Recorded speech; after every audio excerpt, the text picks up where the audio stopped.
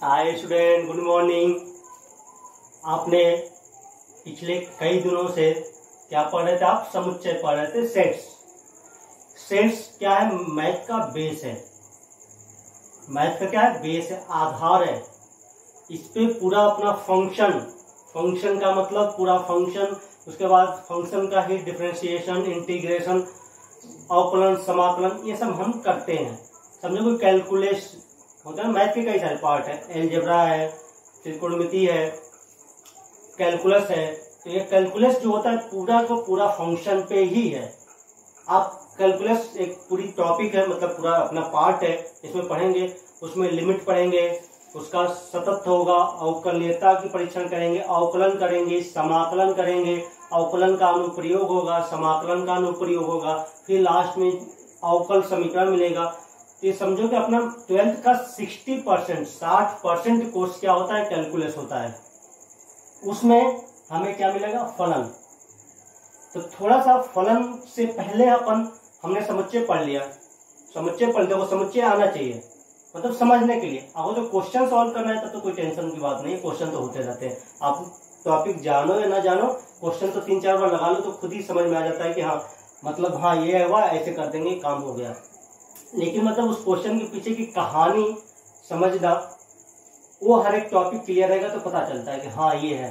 तो हमने पिछले कई दिनों से समुच्चय के बारे में पढ़ा है, समुच्चय के प्रकार पढ़ा, सेट्स कितने प्रकार के होते हैं, सेट्स पे हमने यूनियन देखा, इंटरसेक्शन देखा, सबसेट देखा, फिर से परिवर्त निकाला था, कॉम्प्लीमेंट किया था, फिर से हमने डिमॉर्गन देखा था। ये सब यूज होंगे आपके, ये सब मिलने वाले, कोई ऐसा नहीं है कि नहीं मिलेगा।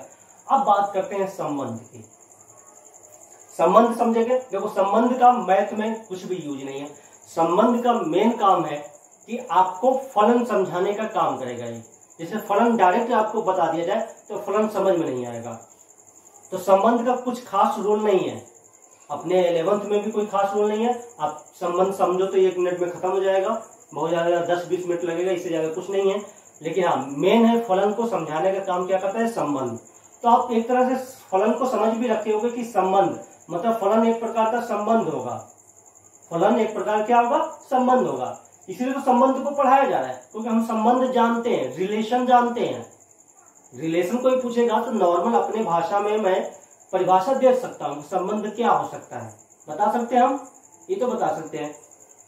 लेकिन फलन, ये नया शब्द मिल जाएगा आपके लिए। फलन हमने फंक्शन तो सुना ही नहीं है, तो इसीलिए संबंध को पढ़ाया जाता है। तो फलन को समझ लेना कि फलन एक प्रकार क्या होता होगा? संबंध होता होगा, कि फंक्शन एक टाइप का रिलेशन होगा। अब वो रिलेशन किस प्रकार का होगा तो फलन बनेगा, वो बात की बात है। पहले संबंध को समझ।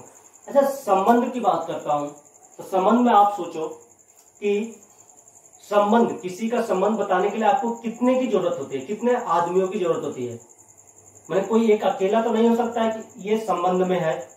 अकेला कोई संबंध में हो सकता है, रिलेशन में हो सकता है कोई अकेला।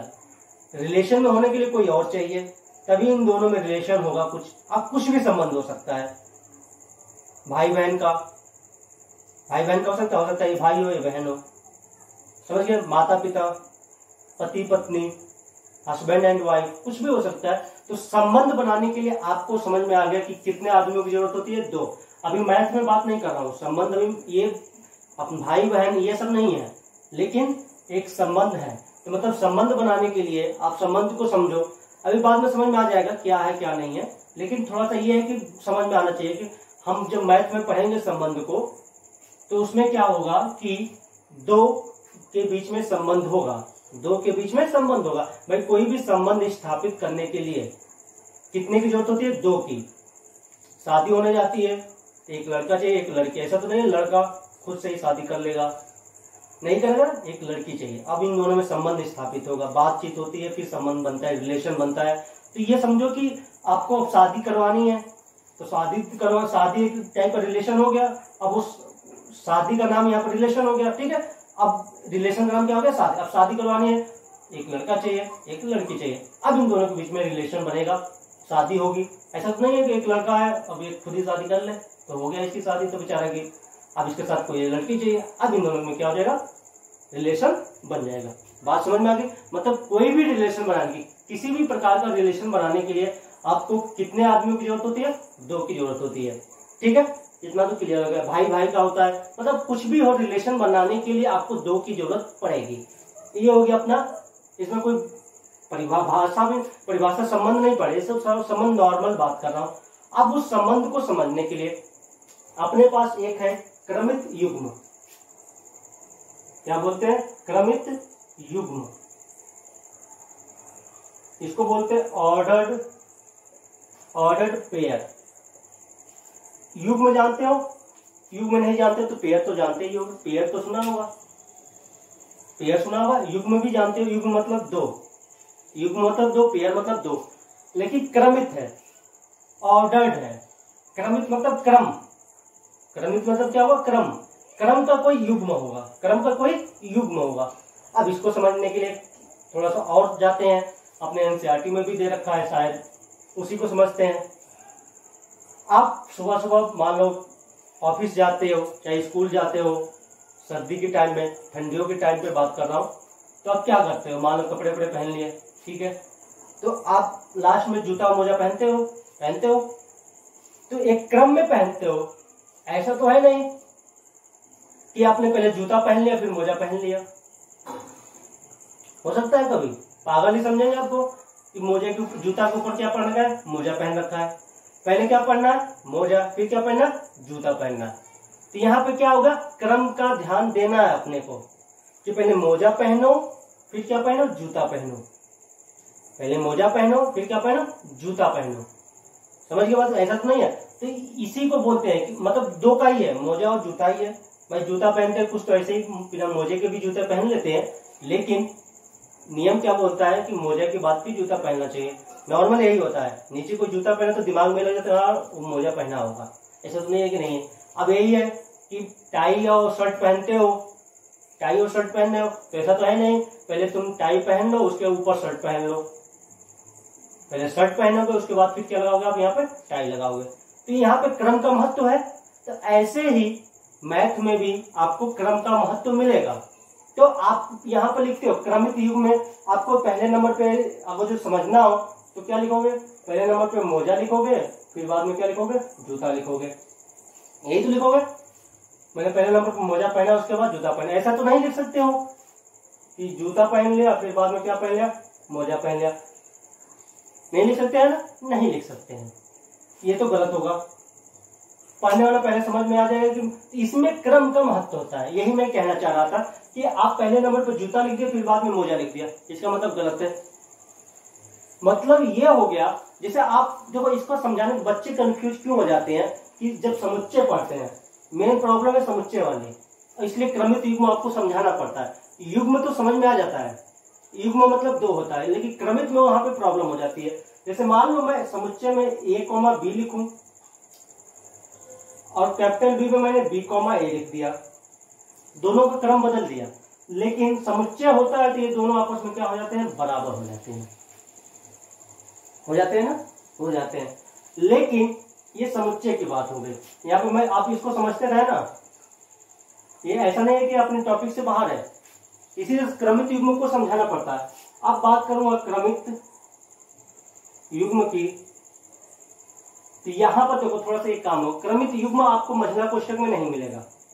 क्रमित युग्म एक साथ आएंगे, उसको छोटा कोष्ठक में लिखूंगा। मान लो मैंने लिख दिया a, b, इसका कोई नाम दे रहा हूं, वैसे हालांकि नाम नहीं देते। क्रमित युग्म को क्या होगा? a, b। अब कोई एक क्रमित युग्म है आपका b, a, तो यहां से देखो ये दोनों बराबर है नहीं है। पहले मोजा पहनोगे बाद में जूता पहनोगे, ऐसा नहीं है वो पहले जूता पहन लिया फिर बाद में तुम मोजा पहन रहे हो। इसका मतलब आप पागल ही हो, पागल ही कहें, बाहर निकलोगे तो नॉर्मल क्या नहीं, पागल ही है क्या, जूता के ऊपर मोजा पहन रखा है। तो इसका मतलब ये हो गया कि क्रमित युग्म बोल दिया तो यहां से क्या होगा? ये नॉट इक्वल टू बी होगा। समुच्चय है तो ए बराबर बी होगा, हमें कोई प्रॉब्लम नहीं है। क्रमित युग्म बोल दिया तो युग्म मतलब 2, क्रम का ध्यान देना है वहां पे। युग्म मतलब 2, हमेशा आपको क्रमित युग्म बोल ही रहा है तो 2 ही जाएंगे, 2 से ज्यादा तो होने वाले नहीं है। संबंध देखो, संबंध का बेस स्टार्ट हो रहा है। संबंध हमने देखा था 2 में, भाई बहन 2, रिलेशन कोई बनेगा तो 2 चाहिए। तो अब धीरे धीरे इसीलिए क्रमित युग्म को पढ़ाया जाता है, क्रमित युग्म आपको सिखाया जाता है। अब देखो सब कुछ, हालांकि खेल किसका है, सब कुछ टारगेट क्या है, आपको फंक्शन समझाना है। और सबके लिए आपका घर बनता है अपना दीवार, तो पहले डायरेक्ट छत नहीं रख देते, मेन टारगेट क्या, तो छत को रखना होता है, लेकिन उसके लिए नीचे खुदाई होती है, फिर धीरे धीरे धीरे धीरे उसके ऊपर कई सारे बनते हैं। अब मेन टारगेट है छत रखना, मतलब घर बना दिया तुमने, छत बनाया नहीं, बिना मतलब की बात कर रहे हो, वो तो होगा ही नहीं। तो अपना मेन टारगेट क्या, तो छत, लेकिन डायरेक्ट छत न रखकर अपन नीचे से फाउंडेशन देते हैं, फिर छत को रखते हैं। तो आपको मेन टारगेट क्या है, फंक्शन समझाना। लेकिन फंक्शन डायरेक्ट समझा देंगे, बोल देंगे ये क्या हो गया, ये तो समझ में नहीं आ रहा है, क्वेश्चन तो हो जाएंगे, तुम समझो या ना समझो क्वेश्चन तो हो जाएंगे, क्वेश्चन तो कुछ भी नहीं होगा। लेकिन मेन बात मैंने पहले ही बोला, सीखने की बात बोला, सीखने की बात करूंगा तो आपको इसीलिए मेन टारगेट है फंक्शन को सिखाना। अब धीरे धीरे देखो संबंध पे अपन जा रहे हैं, पहले संबंध सीखेंगे, फिर अपन क्या सीखेंगे, फलन सीखेंगे, ठीक है। तो यहाँ पर आप देखो पहले क्रमित युग्म इसीलिए सिखाया जा रहा है कि ए का बी से कोई संबंध होगा, ये भी मोजा और जूता का संबंध है भाई, पहले मोजा पहनते फिर जूता पहनते, इनमें कोई संबंध होगा आपस में, ए कॉमा बी में भी कोई संबंध हो सकता है और बी कॉमा ए में भी संबंध हो सकता है। समझ गया बात को, ये है कहानी। तो मतलब यदि समुच्चय है तो ए बराबर बी हो सकता है, और क्रमित युग्म है तो ए बराबर बी नहीं होगा, एक क्रम का उसमें ध्यान होता है। समझ गए बात। अब बात करते हैं कि यदि दो, ये बहुत ही इंपॉर्टेंट है, ये जाके आपको 12th में भी मिलेगा, ये क्रमित युग्म दोबारा मिलेगा 12th में। यदि दो क्रमित युग्म समान होते हैं, यदि दो क्रमित युग्म समान है, मान लो समान है, तो ऐसे नहीं बोल देंगे कि दो क्रमित युग्म इक्वल है, मतलब ऑर्डर पेयर, दो ऑर्डर पेयर क्या हो, इक्वल हो, तो उसके लिए कुछ कंडीशन लगती है। अब देखो कब समान हो सकता है, जब ए और बी समान हो। भाई क्रम बदलने पर ये अलग हो जाता है, क्रम यहाँ पे तो समुच्चय में कोई प्रॉब्लम नहीं होता है, ऑर्डर का हम ध्यान नहीं देते हैं, लेकिन आपको क्रमित युग्म में आपको क्रम का ध्यान देना होता है। यदि दो क्रमित युग्म समान हो तो होते हैं, होते हैं, तो वहां पे क्या होगा, बात करते हैं। देखो प्रथम क्रमित, बहुत आसान है, बहुत ज्यादा कुछ नहीं है। प्रथम क्रमित युग्म का प्रथम घटक, क्या बोल रहा हूं, प्रथम घटक बोलते हैं। प्रथम क्रमित युग्म का दो होंगे, मैंने बोला ना दो क्रमित युग्म समान होते हैं, तो कब होते हैं, तो प्रथम क्रमित युग्म का प्रथम घटक बराबर में क्या होगा, द्वितीय क्रमित, इतना लिखने की ज्यादा जरूरत नहीं थी, मैं लिख दे रहा हूं, द्वितीय क्रमित युग्म का प्रथम घटक, प्रथम घटक। नहीं समझ में आया, समझा रहा हूं। इसका कहने का मतलब है कि यदि दो क्रमित युग्म समान है तो क्या बोलना चाह रहा हूं, प्रथम क्रमित युग्म का प्रथम घटक, द्वितीय क्रमित युग्म का प्रथम घटक, मतलब ए और बी समान होने चाहिए। और अब तो समझ में आ गया, प्रथम का हो गया प्रथम क्रमित युग्म का प्रथम घटक, द्वितीय क्रमित युग्म का प्रथम घटक। अब क्या होगा, प्रथम क्रमित युग्म का क्या होना चाहिए, द्वितीय, क्या हो गया यहाँ पे, द्वितीय घटक बराबर में क्या होना चाहिए, द्वितीय क्रमित युग्म का द्वितीय घटक, द्वितीय घटक, ये हो जाएगा। मतलब दो क्रमित युग्म समान है, दो क्रमित युग्म समान है तो क्या होता है, प्रथम क्रमित युग्म का प्रथम घटक बराबर में द्वितीय क्रमित युग्म का प्रथम घटक, और प्रथम क्रमित युग्म का द्वितीय घटक, द्वितीय क्रमित युग्म का द्वितीय घटक, यानी हाँ द्वितीय क्रमित युग्म का द्वितीय घटक। ये क्या कहना चाह रहा है, इसको थोड़ा सा मैं यहाँ पे लिख दे रहा हूं। मान लो आपको कुछ दे दिया A1 B1, एक क्रमित युग्म दे दिया, फिर B मान लो दे दिया A2 B2 दे दिया। यदि मान लो आपका A बराबर B हो, मतलब दो क्रमित युग्म क्या हो गए, समान हो गए, दो क्रमित युग्म समान हो गए। इसका मतलब क्या होगा A1 बराबर में A2 होगा, B1 बराबर में B2। प्रथम क्रमित युग्म का प्रथम घटक, द्वितीय क्रमित युग्म का द्वितीय घटक, द्वितीय प्रथम, फिर ये क्या हो जाएगा, B1 कहा जाता है द्वितीय, प्रथम का द्वितीय और द्वितीय का द्वितीय आ गया, ये हो गया B1 इक्वल टू में B2 हो गया। ये है, इस पे क्वेश्चन भी बनते हैं। अभी मैं क्वेश्चन करवा रहा हूँ, इसके बाद ज्यादा मैं टाइम नहीं लूंगा आपका, इसमें बहुत हल्का हल्का चलेंगे क्योंकि हमें फंक्शन मेन से बनना है। अब यहाँ पर बात करते हैं कि थोड़ा सा इधर में चलता हुआ इस साइड आ गया, समझ गए बात को। अब बात करते हैं, इधर आते हैं। तो आप इसको जो या तो इतना लिखना चाहो कि यदि दो क्रमित युग्म समान होते हैं तो प्रथम क्रमित युग्म का प्रथम घटक, द्वितीय क्रमित युग्म का प्रथम घटक, प्रथम क्रमित युग्म का द्वितीय घटक बराबर में द्वितीय क्रमित युग्म का द्वितीय घटक, ये तो ऐसे लिख सकते हो। यदि दो क्रमित युग्म समान है तो उनके संगत घटक समान होते हैं। मैं क्या बोला, यदि दो क्रमित युग्म समान है तो उनके संगत घटक समान होते हैं। अच्छा, ये मैंने क्या बोल दिया, ये बहुत आसान बोल दिया। यदि दो क्रमित युग्म समान है तो उनके संगत घटक क्या होते हैं, समान। संगत मतलब ये हो गया कि प्रथम क्रमित युग्म का प्रथम घटक, संगत, संगत मतलब यहाँ का प्रथम दूसरे का प्रथम, संगत होता है, संगत संगत। तो ये हो जाएगा इसका प्रथम संगत हो गया, इसका द्वितीय ये दोनों समान होने चाहिए, समझ गए। अब इस पे जल्दी से इसका स्क्रीनशॉट ले लो, आप लिखते रहना। आपको मैं तुरंत इस पे 2 क्वेश्चन करवा दे रहा हूँ और आपको क्लियर हो जाएगा कि हाँ मतलब, और मैं क्या समझाना चाह रहा था आपको, इसका यूज क्या होगा। जैसे इसमें भी क्वेश्चन आते हैं आपके 1-2 नंबर के आ जाएंगे, 1 नंबर का तो क्वेश्चन बनता ही है, इसका इतना भी अवकाश है कि 1 नंबर 2 नंबर का क्वेश्चन बन जाता है। मान लीजिए आपको कोई क्रमित युग्म दे दिया है ऐसे x+2 और यहाँ पे -3 दे दिया, फिर b दे दिया एक क्रमित युग्म, क्रमित युग्म को छोटे कोष्ठक में लिखते हैं, क्रमित युग्म को छोटे कोष्ठक में लिखते हैं।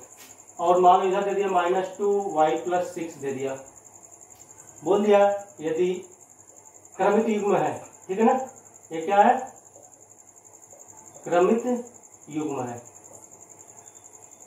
यदि a बराबर b है, मतलब a और b आपस में क्या हो गए, बराबर हो गए। बराबर कब होंगे, तो लिखोगे यहाँ पे यही लाइन दोबारा लिखे हुए, यदि दो क्रमित युग्म समान हैं तो उनके संगत घटक समान होते हैं, उनके संगत घटक समान होते हैं। तो इसका मतलब संगत घटक, इसका प्रथम, a का प्रथम क्या है x+2, b का प्रथम क्या है -2, यहाँ से x इक्वल टू क्या हो जाएगा, यहाँ से बोलेगा यदि a बराबर b है तो x और y का मान ज्ञात कीजिए, ये बोलेगा आपको, बोलेगा कि x और y का मान ज्ञात कीजिए, ये काम करने के लिए बोलेगा आपसे। तो यहाँ से देखो संगत घटक क्या कर दिया मैंने, समान घटक। संगत घटक भी बोल सकते हैं, संगत अवयव भी बोल देते हैं, कभी कभी घटक को क्या बोल सकते हैं, अवयव भी बोल देते हैं। तो घटक ही यूज करते हैं, अवयव भी यूज कर लोगे, कोई प्रॉब्लम नहीं है वहां पर। इस a का प्रथम, b का संगत, प्रथम संगत यही होता है, प्रथम द्वितीय। इसको और समझोगे आप जब 12th में अवयव चैप्टर पढ़ोगे तो वहां पर भी संगत अवयव यूज करते हैं। तो यहाँ से सीख लो तो संगत आपको क्लियर रहेगा, मतलब इसका प्रथम, इसका द्वितीय, वहां पर भी वही काम करूंगा अवयव में भी। तो देखो प्रथम a का, प्रथम b का, यहाँ से आपको कितना हो गया, x इक्वल टू में 2 इधर जाएगा, -2 मतलब x इक्वल टू क्या आ गया, -4 हो गया, मतलब x का मान क्या आ गया, -4। अब क्या होगा, a का द्वितीय क्या है, a का द्वितीय हो गया -3, अब b का द्वितीय क्या हो गया, y+6, यहाँ से y इक्वल टू क्या हो गया, -9। तो मतलब x का मान क्या आ गया आपका, -4 और y का मान क्या आ गया, -9, ये हो गया। तो क्रमित युग्म पर ये क्वेश्चन बन सकता है कि आपको बोलेगा 2 क्रमित युग्म दे देगा, इस पे है अपने एक्सरसाइज में क्वेश्चन आपको मिलेंगे, ठीक ठाक है क्वेश्चन। तो आपको बोलेगा कि यदि दो क्रमित युग्म समान है तो आप एक्स वाई का मान निकालिए, कुछ और निकलवा सकते हैं, उसके ऊपर है। तो आप क्या करोगे, लिखोगे यदि दो क्रमित युग्म समान है तो उनके संगत अवयव क्या होते हैं, समान होते हैं। यदि दो क्रमित युग्म समान है तो उनके संगत घटक समान होते हैं। क्या कठिन है, मेरे साथ बोलो, यदि दो क्रमित युग्म समान है, यदि दो क्रमित युग्म समान है तो उनके संगत घटक क्या होते हैं, समान होते हैं। यदि दो क्रमित युग्म समान है तो उनके संगत घटक समान होते हैं। याद हो गया, याद होते हैं तुरंत आंसर आ गया। अब नेक्स्ट लेक्चर में बात करूंगा संबंध पे। आप इतना पर है, आप 1.1 2.1 में देखोगे तो ये दिया होगा कि दो क्रमित युग्म समान है तो आप एक्स वाई का मान निकालेगा। आप निकाल सकते हो, नहीं तो मैं तो हूं ही आपको बताने के लिए। ठीक है, बाय बाय।